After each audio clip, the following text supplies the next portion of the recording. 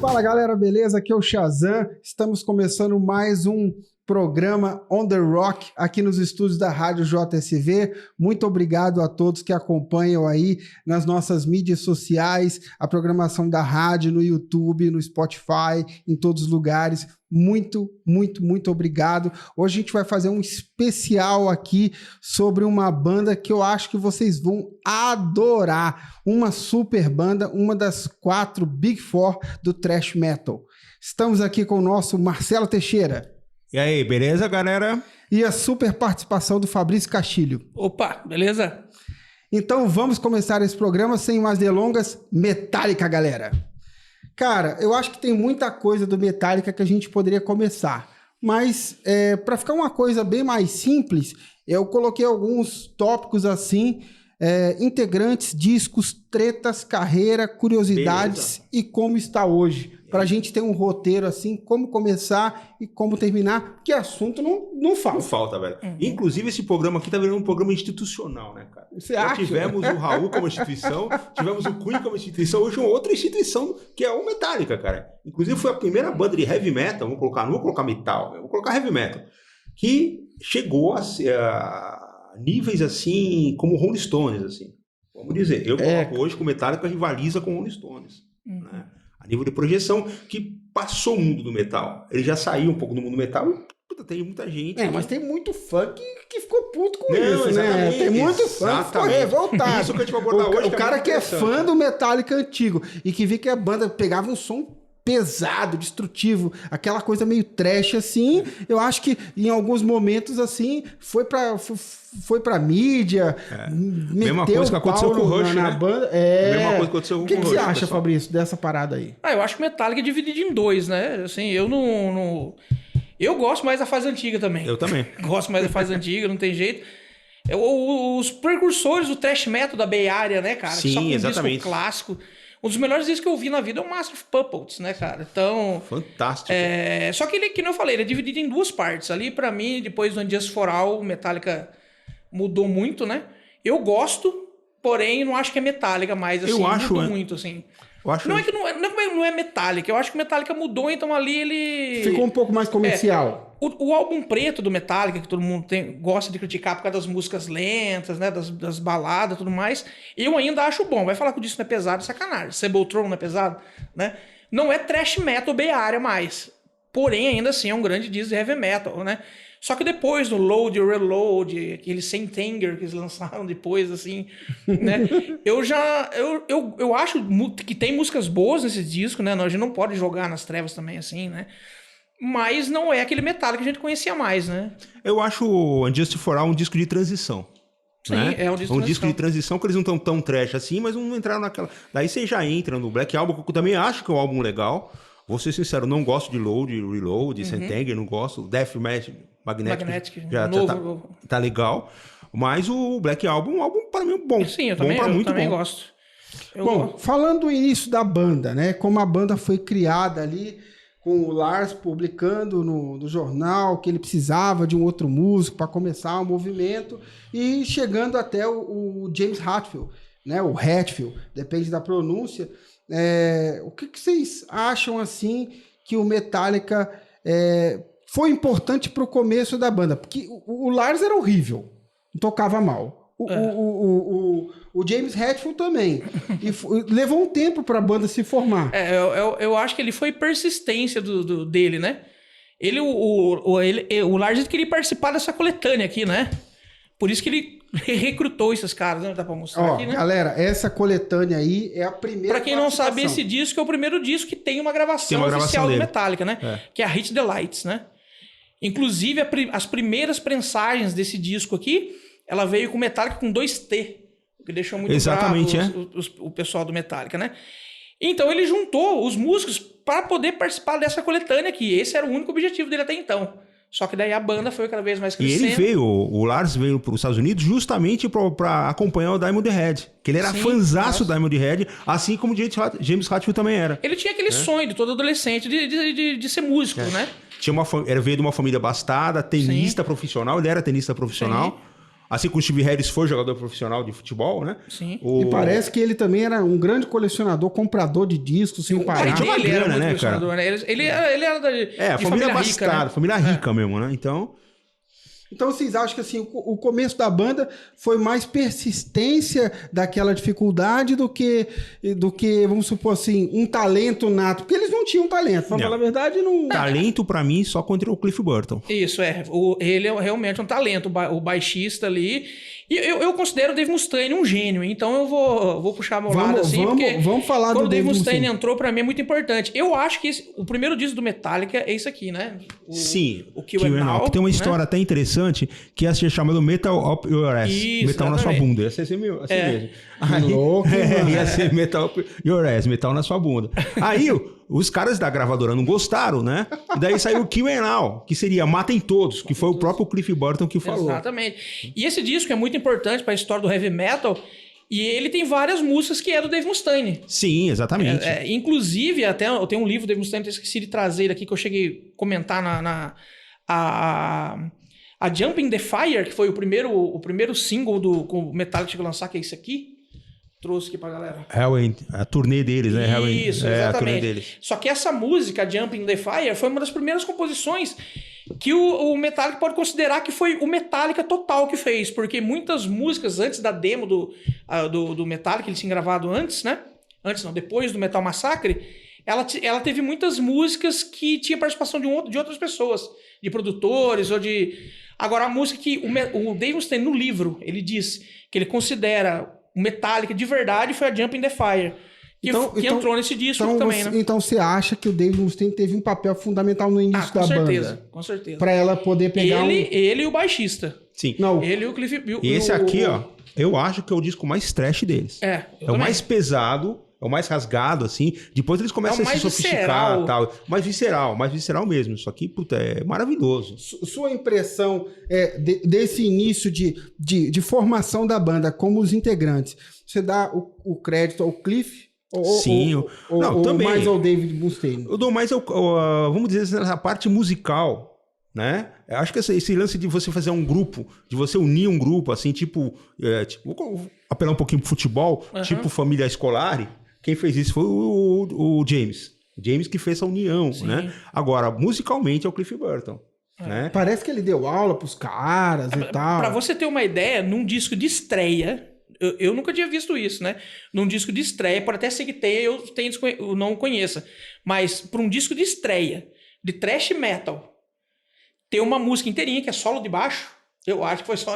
Não, só ele mesmo, isso aqui cara. mostra o talento do baixista, né? Eu vou mostrar uma coisa pra vocês. Que é a Anesthesia Pulling Teeth. Que é incrível. incrível. É só solo de... Que nem aquela de Orion, né? Igualzinho a Orion, cara. Puta, que maravilha. São músicas lindas, né? Vou mostrar um pôster pra vocês aqui, ó. Tá até aquela minha delicadeza de tirar da revista, né? É um pôster da Road Crew. Inclusive, queria mandar um abração pro Ayrton Diniz e pro Batalha, né? E o pessoal todo da Crew. É o seguinte, pessoal. Vocês podem ver aqui, ó. Os três caras do Metallica, o Lars, o James e o Kirk Hammett, estão de tênis. E o Cliff Burton tá de bota, calça boca de sino. Ou seja, ele era um bicho grilo que gostava de metal, cara. O cara gostava de Blaster Coat, gostava de som setentista, estudava arte. Ele era mais musical, ele né? era mais tinha musical. a mente mais aberta. Ele tinha uma mente muito aberta, né? Ele é um cara muito... Então, assim, dentro dos integrantes... Mas, cara, eu acho que você falou do Dave Mustaine, eu gostaria de chegar mais um pouquinho à frente para falar das tretas que rolou na banda. Mas, assim, vamos dar um spoiler aí para frente. Você acha que, pela genialidade dele, ele poderia, se ele superasse aquelas tretas, ter continuado na banda e feito um Metallica mais foda? Então, sinceridade, assim, eu gostei do que aconteceu. Eu gosto do que aconteceu porque a gente acabou tendo duas bandas muito grandes de heavy metal. Exatamente, E o Megadeth é uma das minhas bandas favoritas, né, cara? E gravou também um dos melhores discos de thrash metal de todos os tempos, né? Que é o Rust in Peace. Eu acho que tudo aconteceu do jeito que tinha que acontecer mesmo.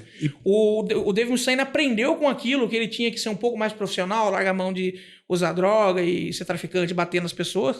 Parece que ele até roubava os instrumentos dos caras pra vender, cara. Não, o cara era totalmente louco, era desequilibrado, embora o James Hetfield também, o cara tinha até... Ele é filho de imigrantes, o James Hetfield. E ele também começou a criticar a imigração e tal...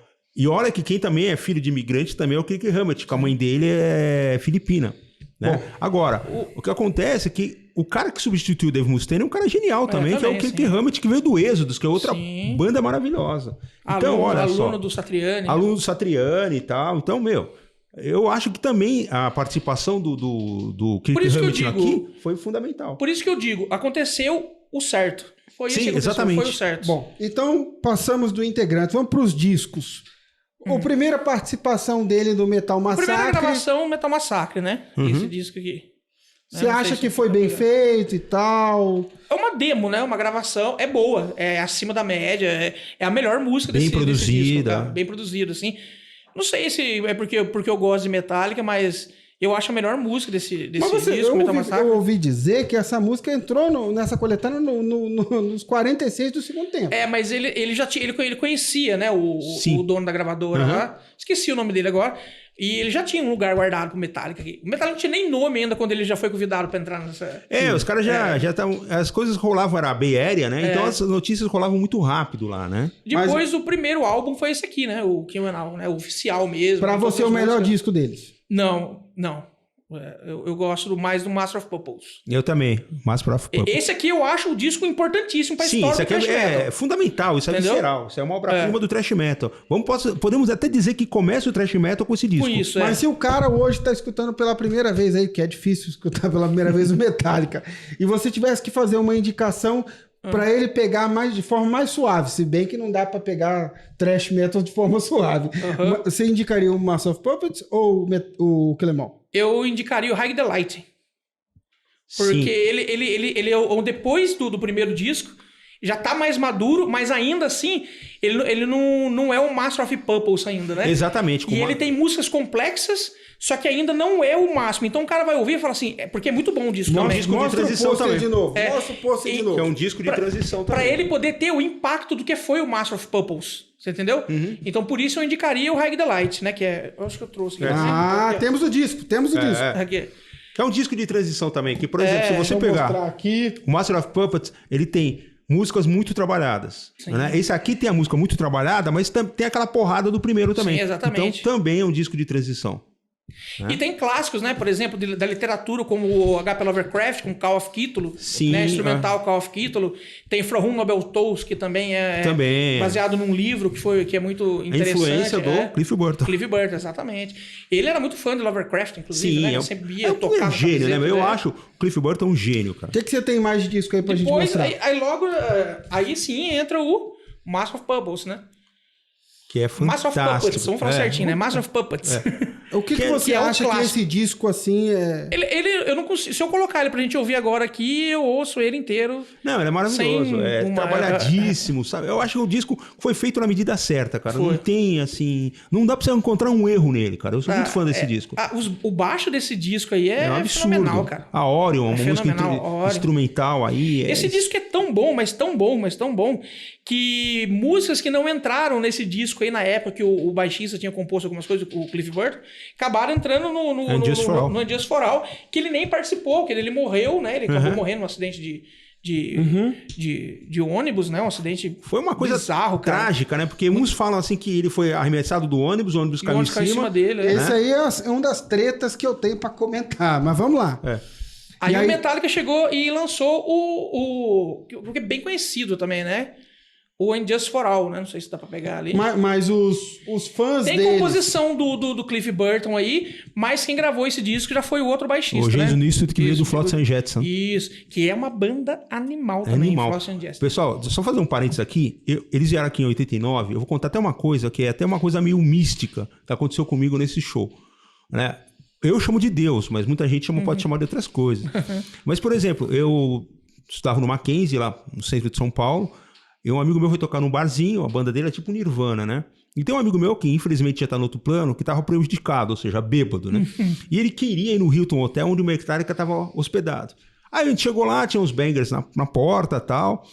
Aí, puta, os caras falaram, a gente vai fazer plantão aqui, enquanto o Metallica não sair, a gente não sai. Aí eu falei, cara, vamos pra casa e tal. Eu falei, beleza. Aí eu cheguei lá, peguei um taxista, falei, meu amigo tá meio zoado. O taxista, não, relaxa, entra aí. Aí deixei meu amigo na casa dele e fui pra minha casa. Chega lá, o taxista maluco, ele fala pra mim, falei, quanto deu a corrida? Ah, dá quanto você acha. Dá quanto você quiser. Meu, peguei, dei uma grana, que achei honesta, né? E no outro dia, eu ia no show do Metallica, isso era numa quinta-feira, na sexta-feira, eu tava com ingresso de pista. E tava um puta congestionamento em São Paulo. Eu falei, justamente no show do Metallica vai ter congestionamento? Aí quando eu vi o ingresso subindo do bolso, eu falei, ah, não, peraí, paguei caro. Aí eu comecei a andar a cidade, quando eu chego em São Paulo, na praça Júlio Mesquita, vejo um cara, ô maluco, eu te levo. Eu olho, cara, é o taxista da noite anterior. Porque nenhum taxista queria me levar, cara. Caramba. Nenhum taxista queria me levar. O cara chegou, pegamos um puta congestionamento, falou, o cara vai enfiar a faca, né? Mesma coisa, dá quanto você acha que deve... Ô, louco, mas... Só, cara. É uma coisa maluca. Esse é sorte. Esse cara ele era roqueiro também? Eu não sei, cara, acho que foi enviado de Deus, cara.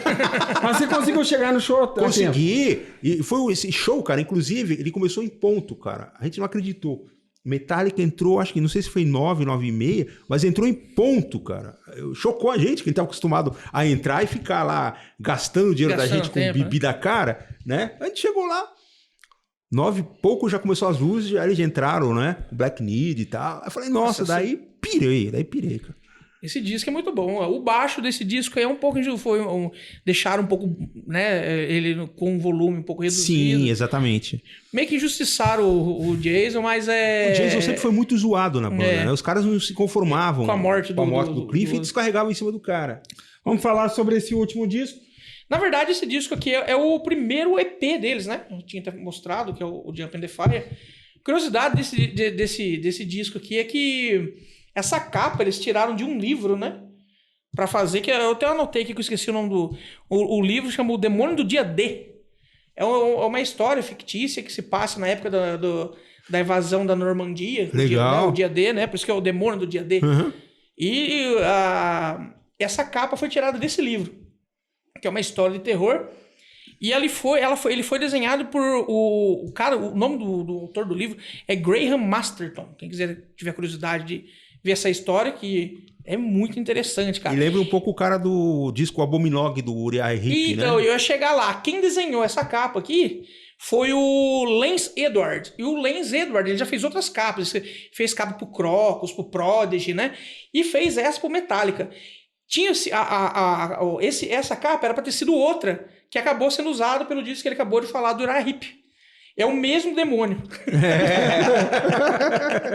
É o mesmo personagem, né? Vamos passar rapidamente para o próximo tópico, senão tá ficando muito gigante esse programa. O Metallica é gigante, né? Vamos falar rapidamente sobre... Isso que a gente tá só até metade. Vamos falar sobre as tretas rapidamente. Treta do Lars, do James, do Mustaine e do Clifford. O que vocês falam sobre as tretas? Cara, eu gosto sempre de citar uma que eu li no livro do Dave Mustaine, ele contando que um dia o pessoal foi fazer uma visita na casa dele, o pessoal da banda, e ele tinha uma cachorra, né? E o Lars era cheio da grana, né? Uhum. Então ele chegou. Embora não gostasse muito de banho, mas era cheio da grana. Exato. Ele chegou com o carrão dele lá, a cachorra veio, sabe como é que é a cachorra, né? Pulou no carro dele, ele deu um chute no cachorro. Sai do meu carro. Sabe o que o Dave Mustaine fez? Quebrou o cara na pancada, cara.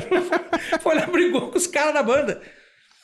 Isso tudo antes da gravação de tudo, que tava começando o Metallica ali, cara. Ele sempre foi um cara meio playboy, né? Inclusive, quando ele ia ensaiar, ele ia com os melhores instrumentos e tal. E os caras tudo fudido ficavam olhando. Falou, porra, meu, o que esse playboy vai fazer aqui? Ainda com esse cheiro do caralho. Os caras falavam isso, meu.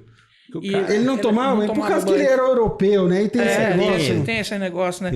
E o Dave Mustaine chegou a brigar com todos eles várias vezes, assim, de som. Parece que na própria gravação dos estúdios ele metia porrada. Ele era desequilibrado. Ele tinha problema. Ele tinha problema. Então acho que o Mustaine as tretas dele estavam envolvidas com esse tipo de coisa, assim. De comportamento, de jeito. Na verdade, o que aconteceu ali, eu lendo ali o livro do Dave Mustaine, vendo ali algumas biografias do Metallica, eu percebo que era um choque cultural. O Dave Mustaine foi um cara que veio lá de baixo, o pai dele era alcoólatra, a mãe morreu. Família, a mãe morreu, inclusive, por causa de ela era religiosa e não quis se tratar. Exatamente. Tipo. E ele teve que se criar, né? Muito novo, ele saiu de casa, teve que trabalhar, vendia droga pra sobreviver, pra poder pagar o apartamento dele. O cara era um fudido, vamos falar assim. E o Lars era um cara que era rico. Então foi um choque de cultura ali, né? Mas ele tinha treta também com o próprio James, né? Tinha também. Tinha aquele negócio. É porque o James puxava muito. Ele fala isso, o James puxava muito o saco do Lars. Sim. Então eles acabavam tendo briga entre eles por causa disso, assim, né? Aí você acha que o Clifford veio pra botar tudo no eixo ou teve treta também com ele? Eu não conheço nenhum cara. O Dave Mustaine, inclusive, fala muito bem do Cliff, disse que foi um dos melhores amigos dele, disse que chorou rios quando ele morreu. E que foi... ele achou até que o Metallica deveria acabar depois que porque o Cliff ele teve uma influência... Tipo, vamos comparar com o AC/DC. O que o Bon Scott tinha... A ascendência do Bon Scott sobre o AC/DC, né? Era a ascendência que o Cliff tinha em cima do Metallica. Tanto que teve um dia... Depois que ele morreu, o Cliff morreu... O James estava bêbado, ele saiu na neve chorando e gritando: Cliff, cadê você? Cliff, cadê você? E o Cliff era aquele tipo irmãozão que abraçava todo mundo, apaziguava todo mundo. Ele era aquele ponto de equilíbrio, né? Ele era o ponto de... Exatamente. Porque ele não fazia parte do meio dos dois. Ele já era um cara mais vivido, ele tocava na noite há muito tempo. Era músico profissional, né? Sim, o cara tinha outra cabeça, né? O cara colocou pedal de efeito embaixo. Cara. Bom, passando pro próximo tópico, carreira. Só dá um toque aí das tretas. Do Dave Mustaine, só falar... O principal motivo que ele foi expulso do Metallica foi por causa da bebedeira. Imagina só, que a gente sabe que o James Hetfield teve problema com a bebida. Até hoje tem, né? Até hoje tem. Estava internado. Inclusive, quando o Jason entrou no Metallica, ele fez os testes, passou tudo direitinho, que quem ia entrar era o Les Claypool, que era o do Primus, né? Só que o cara tocava direito o Metallica, entrou o Jason. Mas o teste final foi o quê? A bebedeira com os caras do Metallica e comer carne com batata. Se ele aguentasse isso aí, né? Ele entrava na banda, ele aguentou. Pra vocês verem isso, o único cara que podia bater os caras do Metallica era o Lemmy. Inclusive tem uma foto muito interessante do Lemmy, que é o Mr. do Motorhead, que tem ele e o Lars. O Lars tá desmaiado, vomitado, né? E o Lemmy tomando o Scott e dando risada, pra você ver o nível desse cara. Vamos sobre a carreira do Metallica. O que vocês dizem? A gente já definiu aí, mas você acha que a carreira dele... Você citou antes e depois daqueles dois momentos assim. Você acha que a carreira dele deslanchou, sendo mais comercial ou não? O Metallica, de certa forma, parou naquele período anterior? Eu gosto de definir assim. Vamos primeiro definir o que é ser comercial aí. Porque comercial as duas bandas são, né? As duas bandas estão à venda. É o que todo mundo quer, né? Tipo assim, a diferença é a seguinte... Ele se comercializou abrindo as pernas pra gravadora ou não, né? Como o Dave Mustaine não chegou a fazer isso, né? Ele, apesar de ele ter um disco, o Risk, né? Que ele disse que gravou por pressão da gravadora, mas ele não se rendeu à gravadora como Metallica. Ficou anos, né? O Metallica sempre gostou muito de grana, né? Esse é o problema. Assim, hoje em dia, o Metallica foi uma banda que prosperou mais, assim. Eu acho que sim. Até porque muita gente fala assim, conhece o Megadeth? Ah, não, Metallica eu conheço. Sim, o Metallica ele nunca... Eu acho que mais popular. Se ele não tivesse dado essa mudança, ele seria uma excelente banda de thrash metal, mas seria uma excelente banda de thrash metal. Agora ele se tornou um grupo de rock, vamos colocar assim. Vamos colocar que ele está no mesmo patamar que o Led Zeppelin, que o Queen, que o Rolling Stones. Ele já escreveu o nome dele na história da música pesada, do rock mundial, né? Assim como Iron Maiden também. Ninguém mais vai conseguir apagar o que eles fizeram, né? O Megadeth ainda tem um pontinho a chegar a mais ainda, né? Só que musicalmente, eu acho, em questão de prêmio, essas coisas assim, eu acho que as duas bandas chegaram no mesmo patamar. O Megadeth chegou a ganhar um Grammy também recentemente. O Megadeth, o lance foi a troca de membros, né? Mudou muito. Né? O Dave Mustaine é um cara complicado.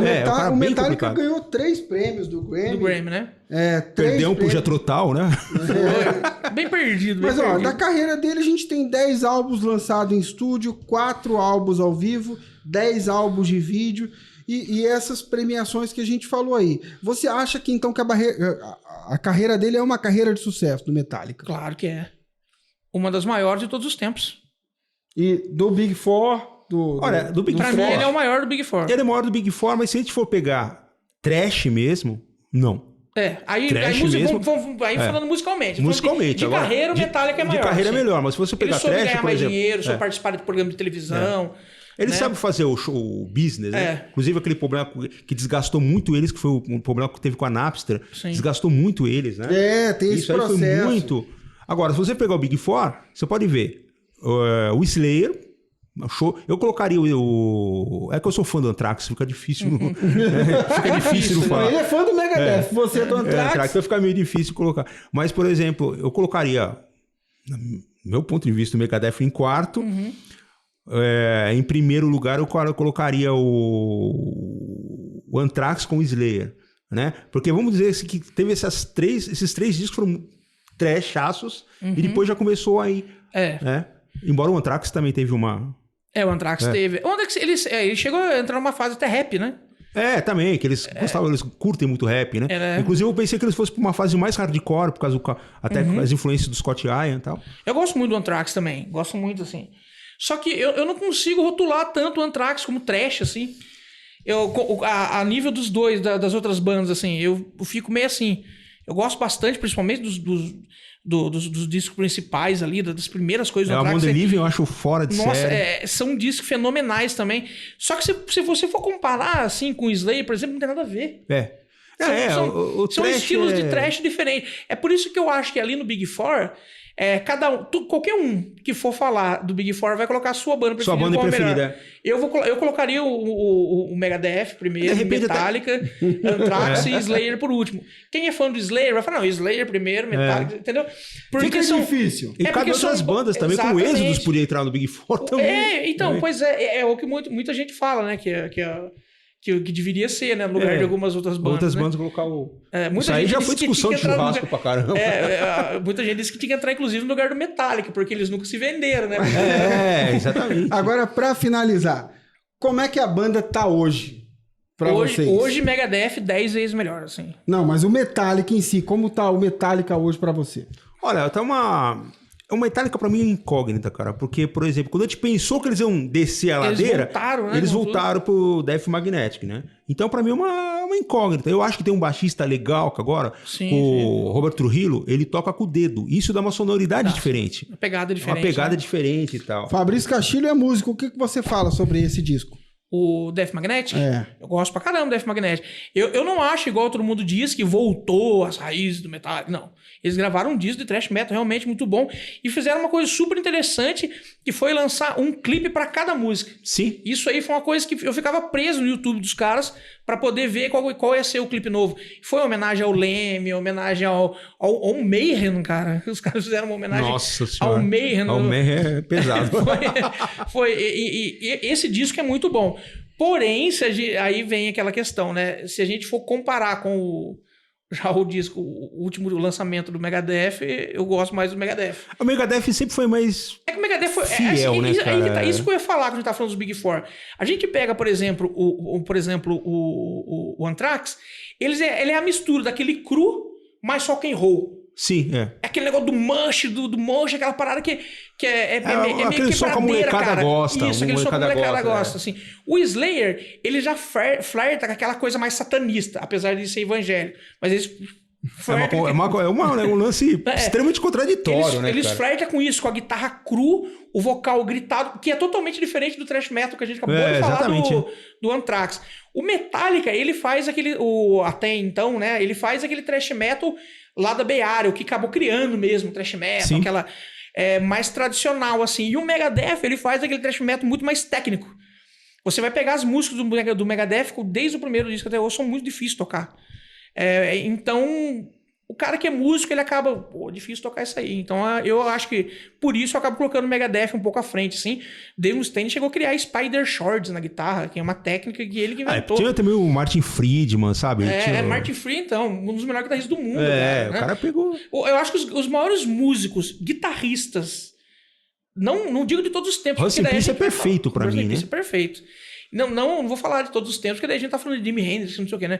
Mas, os guitarristas que passaram no Megadeth, São todos muito bons. São, Marty Friedman, você pega lá o Jeff Lumens, que é um grande guitarrista. Hoje em dia tá o Kiko Loureiro, que é outro guitarrista fenomenal, que era do Angra, né? Ou é do Angra ainda, né? Acho que não. Acho que não é mais, né? Só o Marcelo agora que tá aí. Que é outro baita guitarrista também. Eles são... E toca ali do lado do... esse disco novo, músicas muito técnicas. Então eu vejo assim, o Megadeth como mais... Um trash mais técnico. Então são bandas diferentes, assim. Então eu colocaria esse disco novo aí do Megadeth acima um pouco do Death Magnetic, por ser mais técnico, simplesmente. Mas gosto é aquele negócio, né? Sendo rock, eu dou play e já era. É que nem o Anthrax, né, meu? É uma banda pra ser consumida ao vivo, cara. Você vê os DVDs do Anthrax, é uma energia, assim, negócio fora os discos que mais vendem do Anthrax são ao vivo, é incrível. Ao vivo. E o vocalista lá, meu, é um cara assim que parece um moleque. Ele tem quase mais de 60 anos e parece um moleque, né? E tem uma voz limpa e tal. Então ele tem tudo isso. Galera, o nosso produtor aqui tá me chamando a atenção. A gente passou muito do que a gente esperava, mas de qualquer forma o assunto é incrível.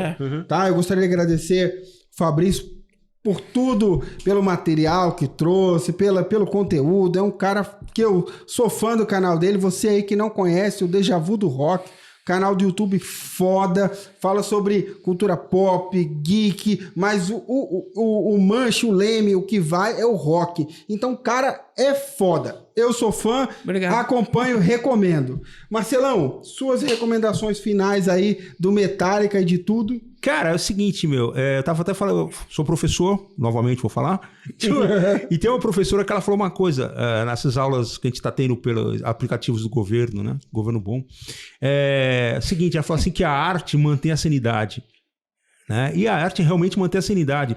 Eu vou usar uma frase do Made in Brasil para fechar o programa, Deus salva o Rock Alivia. Exatamente. Os contatos, fala aí pra só gente. digitar lá no Google Deja Vu do Rock, é o único que vai ter lá. Entra no blog, o blog tem bastante matéria legal. Canal no YouTube também. Você voltou a escrever agora pra uma revista, não foi? Uma revista? Não, escrevendo no iPlash. No iPlash. Tem matérias nossas lá no iPlash também. Cara, esse canal é bom pra cacete, Obrigado. Galera, antes de mais nada, muito obrigado. Obrigado aos estudos da Rádio JSV. Obrigado você que acompanha o The Rock. Obrigado por estar aqui. Curte e compartilha esse programa. Vale a pena curtir tudo. Valeu, galera. Fui!